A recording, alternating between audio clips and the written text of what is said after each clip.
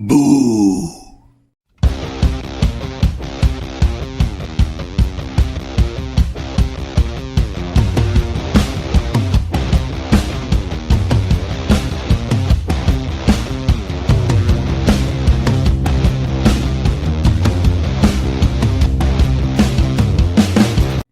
Salut les cinéphages, c'est Mireille, j'espère que vous apprécierez la petite ambiance poisseuse que je vous ai créée spécialement pour cette vidéo, bien noire, bien dégueulasse, assez immonde, hein, comme toutes les séries télé dont je vais vous parler tout de suite, puisque oui, le temps est venu. Il s'agit bien du flop série télé 2022. Ah, on a été gâtés, un niveau série pourrie. Alors ça fait quelques années, hein, depuis l'apparition de Disney+, en gros, hein. Ah, ils se sont passés le mot, c'est de pire en pire. Ah là là, c'est hallucinant. Bon, c'est un peu comme pour mon flop film, c'est pas forcément les séries les plus pourries, quoique là, ça se discute, hein, quand même, mais c'est plus, les séries qui m'ont le plus déçu personnellement. Donc il y a certaines de ces séries qui sont pas non plus nulles à chier, mais qui m'ont tellement déçu que mon petit cœur de spectateur les a mis dans le flop. Allez, j'ai assez parlé. On va commencer tout de suite avec la 10e position. Et j'ai choisi la série original Netflix 1899 par les créateurs de Dark. Trop de plagiat, ils ont fait ces gars-là. Trop de plagiat, pas de suite y aura. Et ouais, c'est dommage. Peut-être que c'est pas à cause de ça que la série a été annulée, hein. Peut-être juste que parce que c'était nul. Mais finalement, ça cartonne. Donc c'est un petit peu étrange. Qu'est-ce s'est-il passé? On ne saura pas vraiment. Et du coup, on n'aura jamais de suite. Et du coup, c'est bien ce que je disais, hein. On s'est tapé une saison, et je suis désolé, mais c'est de la merde. Enfin, au final, même s'il y a plein de qualités, même si les acteurs sont très bons, même si le décor est cool, même si, franchement, on peut pas dire que ça soit nul du tout. Je veux dire, il y a une véritable ambition. Les acteurs qui parlent en chaque langue, etc. Tout ça, ça m'a beaucoup plu. Mais pour au final, aboutir à quoi? Un twist tout pété? Un twist donc pompé en plus?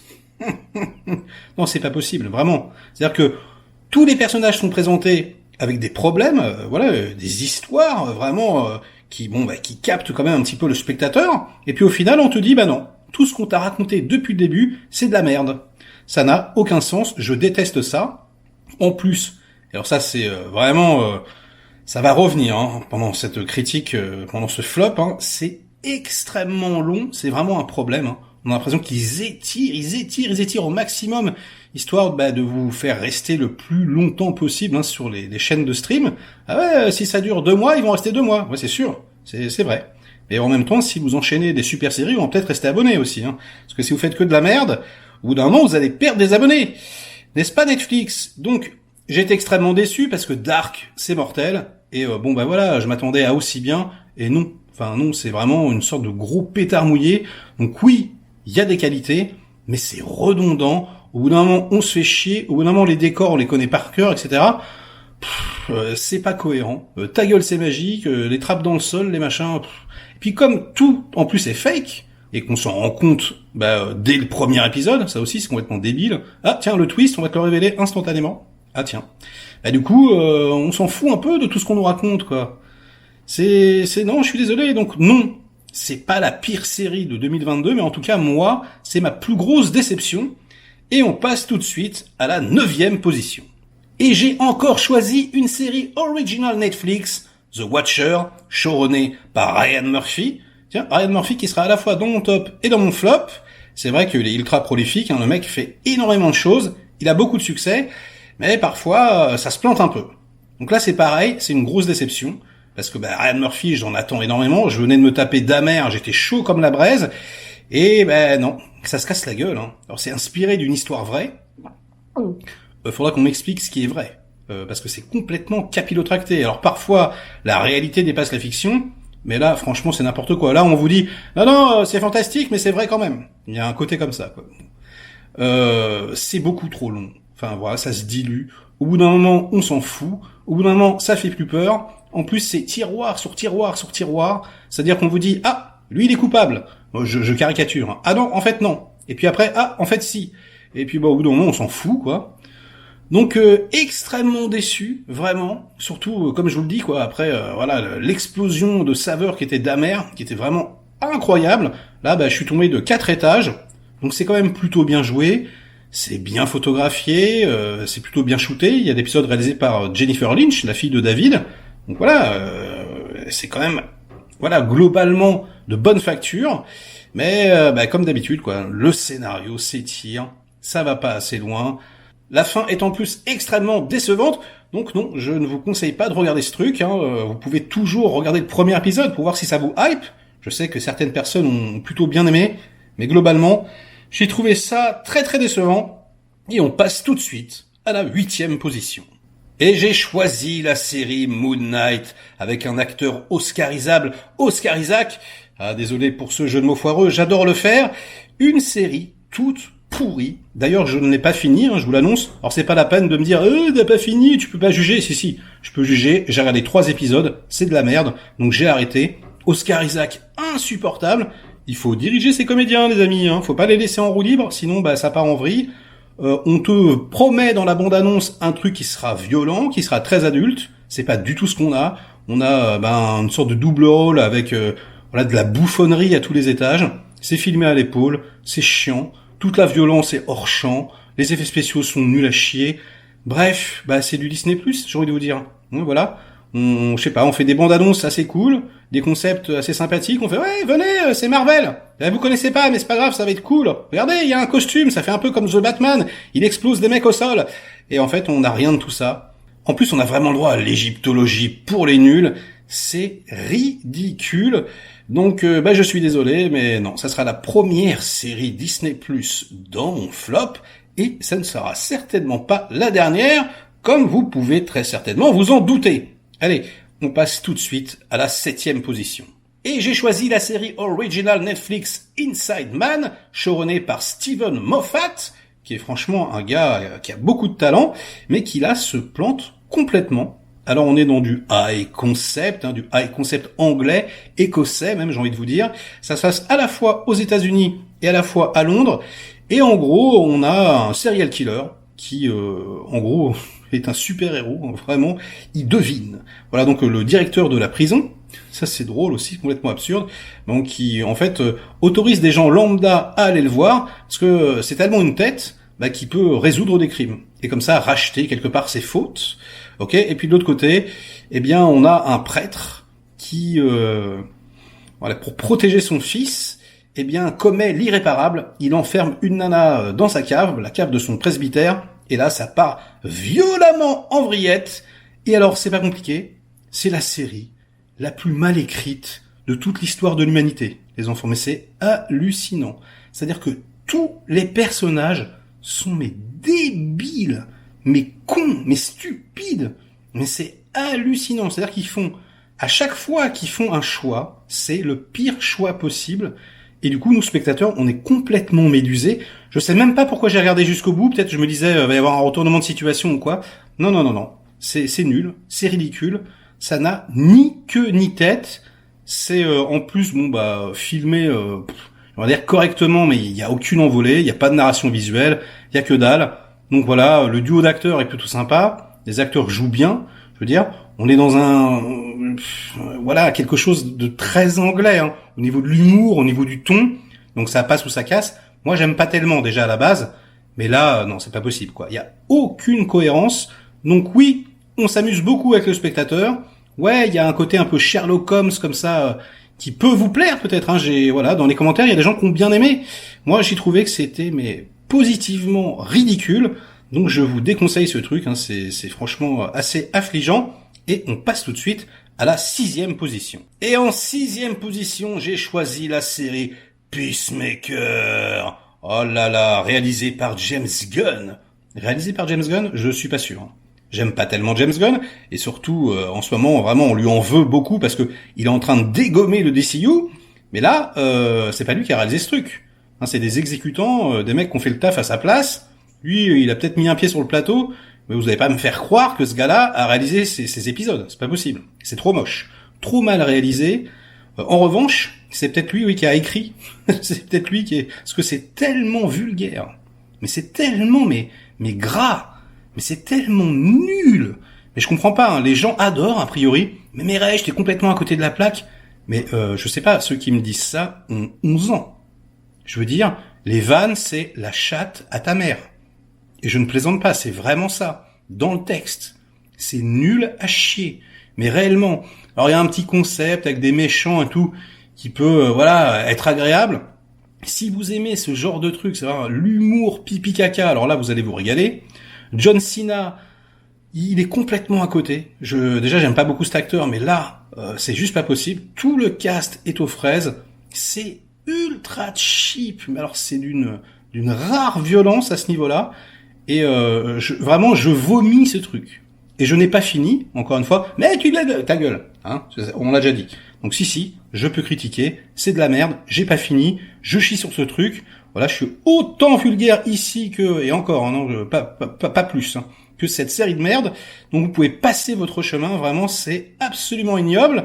Un petit peu, comme le deuxième épisode de Suicide Squad, hein, qui était pour le coup quand même relativement bien filmé. Il y avait des scènes impressionnantes, mais c'était complètement con, complètement gras et complètement débile. Et ben là, c'est la suite logique, j'ai envie de vous dire. Bref, passez votre chemin et on passe tout de suite à la 5e position. Attention, le top 5 2022 des séries les plus pécaves. Et en 5e position, retour sur Netflix. J'ai choisi Stranger Things saison 4. Alors je suis désolé, je sais que je vais me prendre des tomates, je sais que les gens adorent Stranger Things. Moi, la saison 1, j'ai trouvé bien, franchement. Je trouve que c'était, il y a un petit côté années 80, 90 qui était sympa, même si c'est vraiment à coup de marteau, quoi. Je veux dire, il y a des références partout où normalement t'as envie de vomir tellement il y en a, mais c'était sympathique, bien réalisé, etc. Mais alors, plus ça va, et plus ils étirent les choses, hein. C'est ce que je vous disais, on va y revenir. Et là, mais c'est interminable. Mais le rythme de cette saison est atroce. Mais je veux dire, c'est pas possible. Les mecs, je caricature à peine ça. On va chercher un paquet de gâteaux. Ah ouais, t'as faim? Ouais. On vient, on prend le bus. Petite scène où ils prennent le bus. Ils vont chercher le paquet de gâteaux. Ils mangent le paquet de gâteaux. Ils reviennent. Bon, on a fini de manger le paquet de gâteaux. Bon, qu'est-ce qu'on fait maintenant? C'est pas possible.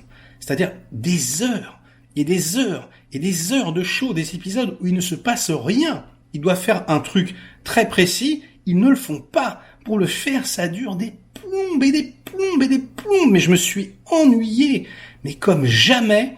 Alors oui, il y a certaines scènes qui sont cool. Il y a, le monde, je spoil pas trop, hein, le monde parallèle, tout ça. Il y a des trucs qui sont impressionnants, qui sont cool, la direction artistique parfois qui est sympa, les acteurs qui essayent toujours un peu de tirer leur épingle du jeu. Mais globalement, putain, mais c'est l'ennui. Mais l'ennui, c'est l'enfer. Et du coup, là, vraiment, je souhaite engager une discussion avec vous, les fans. Mais qu'est-ce qui vous a plu dans cette saison 4? Je veux dire, à la rigueur, celle d'avant, je peux comprendre.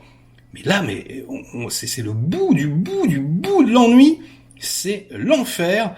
Donc je sais même pas si je regarderai la saison 5, enfin peut-être pour la chaîne, on verra. Mais là non, c'était pas possible. Donc je vous déconseille cette saison 4, hein, je suis désolé de le dire. Non, c'est plus du tout mon truc. Là vraiment, ils m'ont complètement perdu. Et on va tout de suite passer à la 4e position. Et en 4e position, attention, Disney+ viennent de violer mon enfance avec l'adaptation de Willow of Good. Alors c'est pas terminé, hein, la série, ou alors peut-être, mais c'est pareil, j'ai pas regardé en entier, j'ai arrêté, c'est pas possible, c'est pourri, c'est nul à chier, woke as fuck. Déjà, pourquoi pas, hein, maintenant on est habitué, mais surtout, mais qu'est-ce que c'est nul, mais qu'est-ce que c'est mal écrit, mais qu'est-ce que c'est mal raconté, mais qu'est-ce que c'est rushé en plus. Alors c'est très bizarre, quoi. Ça passe d'une scène à l'autre. Parfois, on a l'impression qu'il manque, je sais pas, un quart d'heure. Hop, et puis la scène d'après, c'est pareil. Les acteurs, ils sont nuls. Alors là, par contre, c'est la série avec le miscast le plus total. Mais je crois que même Willow, il est pas bien. D'ailleurs, je l'avais jamais vu en VO. Et il a une voix super particulière, Willow, l'acteur en VO. Hein. Ça résonne un peu. C'est assez dérangeant. J'ai trouvé, c'est pas de sa faute, hein. Mais c'est vrai que c'est curieux.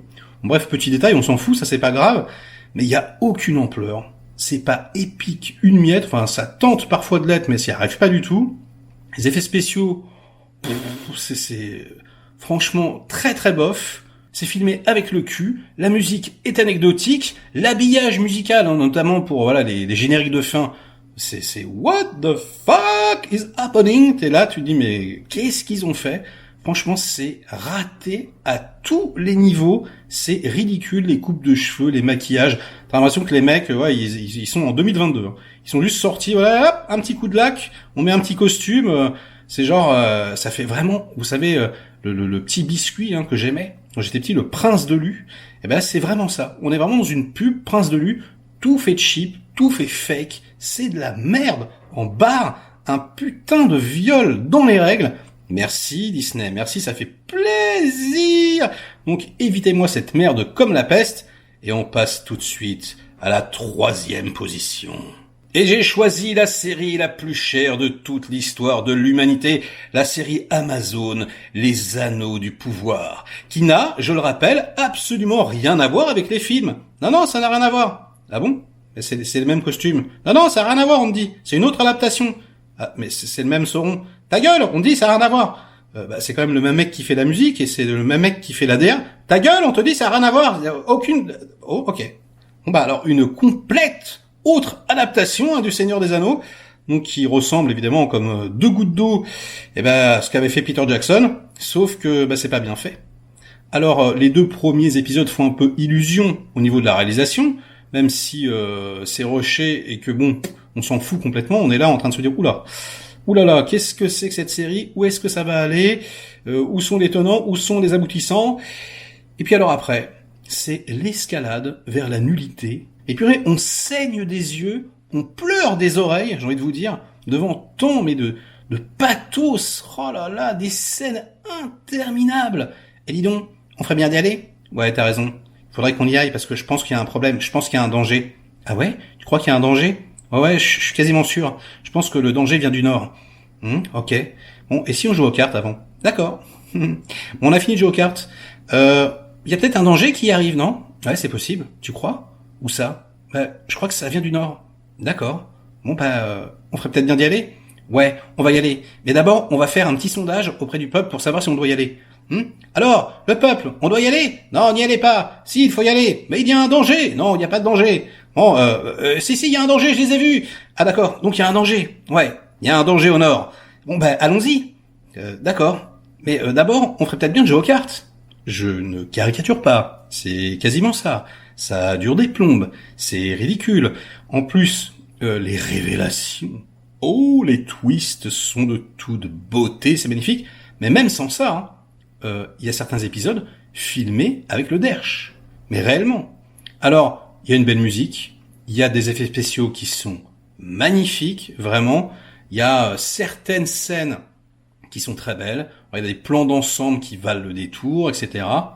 Mais alors, putain, le charisme des acteurs choisis, les personnages développés, les pieds velus, bonjour, j'adore, c'est incroyable franchement, c'est une putain de catastrophe, on se demande qui a validé ce truc, et en plus, les scénaristes sont de très bons scénaristes, c'est à se demander quoi. Alors les showrunners sont des débutants, alors ça aussi j'adore, on va confier la plus grosse somme d'argent jamais confiée à des showrunners, à des mecs qui ont jamais rien fait. C'est sympa. Merci Amazon. Remarque, c'est cool, hein. C'est une grosse prise de risque. On voit ce que ça a donné. Putain, c'est l'enfer. Alors là, en revanche, j'ai regardé jusqu'au bout, hein, parce que c'était tellement nul que c'était délectable. Nom de Zeus! Je m'en suis parmi et je pense que beaucoup d'entre vous sont dans le même cas. Donc, force, courage. Bientôt la saison 2. Enfin, dans 2 ans. Ça va. On a encore le temps. Et voilà, ne regardez pas. Si, je veux dire, si, regardez. Je sais que vous allez regarder si vous n'avez pas encore regardé. Moi aussi, on me disait que c'était nul. Au fur et à mesure, je regardais quand même. Parce que voilà, je suis curieux. C'est de la curiosité malsaine.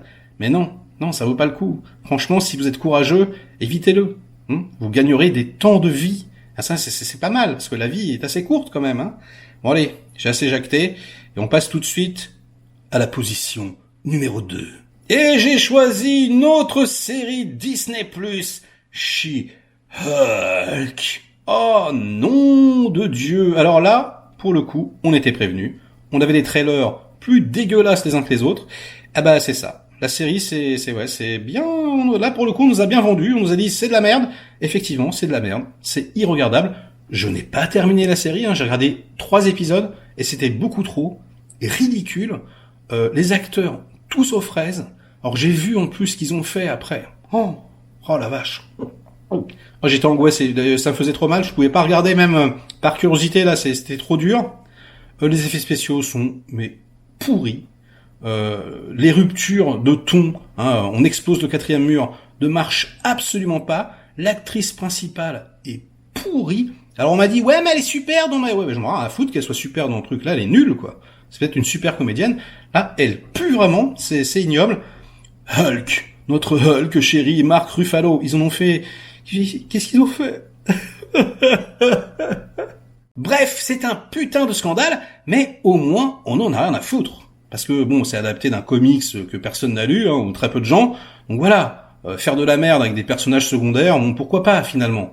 C'est sans conséquence, j'ai envie de vous dire. Voilà, on était prévenus, comme je vous dis à la base. Alors que et là, ça y est, là je commence à angoisser parce que là vraiment, là c'est très dur. Là, ce qui s'est passé avec la première position, là m'a complètement. Ça y est, oula, ça y est, ça va pas. Quand j'y repense. Non seulement ils m'ont violé Disney+, parce que c'est encore Disney+, avec Willow, mais là, non seulement ils ont violé mon enfance, mais ils ont quelque part fait exploser, enfin, je veux dire, le château de cartes qui était Star Wars. Parce que là, on va parler, évidemment, de Obi-Wan Kenobi. Les enfants, Obi-Wan Kenobi. Non mais Obi-Wan Kenobi. C'est quand même le cœur de Star Wars, un des personnages les plus importants, un personnage de cinéma. Je veux dire, une franchise comme Star Wars, tu ne pouvais pas prendre Obi-Wan et le mettre à la télévision. C'était obligatoirement un film. D'ailleurs, il n'y avait pas forcément de raison déjà de faire un film. Mais quitte à le faire, tu fais pas un truc au rabais. Tu prends pas un truc au cinéma pour en faire une version plus longue, plus cheap et toute pourrie. Le seul truc qui est bien, parce qu'il y a un truc qui est bien, c'est Ewan McGregor. Il a investi. Je pense qu'il s'est pas rendu compte. Je pense que vraiment sur le tournage, il y croyait. Mais il y a que lui. Même Hayden Christensen, d'ailleurs, on le voit pas en fait. C'est naze.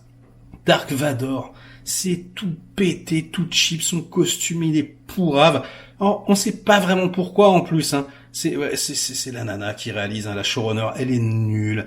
Mais c'est de la merde. C'est mal fait. Putain, mais c'est mal monté, mais c'est une putain de catastrophe avec les combats comme ça, voilà, dans des environnements, on dirait que c'est filmé dans le 93, on en rigolait avec Dirty Tommy la dernière fois, mais c'est tellement réel, c'est tellement, mais genre, bon, Marcel, ouais, on sait pas où shooter la scène, là. Ah bah attends, ouais, il y a un truc de gravat à côté de chez moi, là, on y va? Ouais, ben voilà. C'est hallucinant, des fautes de goût à tous les étages, une histoire dont on se tape, mais alors complètement déjà, ça sert à rien.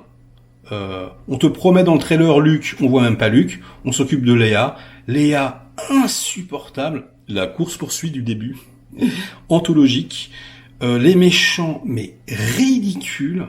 Alors il y a des mecs qui ont essayé de sauver le truc, Vous pouvez les voir sur le net, ils ont refait des montages. Regardez, en fait c'est bien, on peut refaire. Non, si t'es obligé de remonter le truc, c'est que c'est pas bien. Vous avez essayé, mais même remonter c'est quand même de la merde, je vous l'annonce. Alors en plus il y a tout un tas d'incohérences par rapport à l'épisode 4, on va pas y revenir, mais c'est juste une hérésie. On se demande où est passé le putain de budget, mais qu'est-ce qu'ils ont fait, nom de Dieu, mais c'est cheap, mais c'est dégueulasse. Mais je veux dire, je sais pas, ils mettent des millions dans certains trucs. Pourquoi là, ils ont tout enlevé, quoi? Mais qu'est-ce qui s'est passé? Un putain d'accident industriel confié à une nana qui a fait que de la merde. Mais réellement, c'est incompréhensible. Donc la prochaine fois, je sais pas, quoi. Appelez de vrais scénaristes, appelez un bon réalisateur, appelez même George Lucas, ça se trouve. Ça se trouve, il est dispo. J'en sais rien, faites un truc. Les gars, mais là, c'est du foutage de gueule. Vraiment, j'ai vraiment eu l'impression qu'on me crachait des molars. C'est dégueulasse. Ça vaut, je trouve, vraiment le coup qu'on se désabonne de Disney+ après l'affront fait aux fans du monde entier. Déjà, on s'est pris une trilogie toute pécave qui se foutait vraiment de notre gueule. Alors là, vraiment, c'est le pompon, la cerise sur le gâteau. C'est irregardables, heureusement, qui se sont rattrapés avec Andor. Andor qui est le contraire, Andor qui est génial, qui est super bien écrit, super bien réalisé, etc. Là, j'ai trop parlé, j'arrête, c'est horrible, c'est ignoble. Donc les enfants, voilà, vous savez tout. C'était mon flop série 2022, et sur ces bonnes paroles, je vais arrêter cette vidéo macabre, sombre et dégueulasse, et j'ai envie de vous dire, à très vite. Si ça vous a plu, likez la vidéo, délikez-la sinon, inondez-moi de commentaires comme d'habitude pour faire marcher le petit robot YouTube, et nous on se retrouve très vite pour de prochaines aventures. Ciao!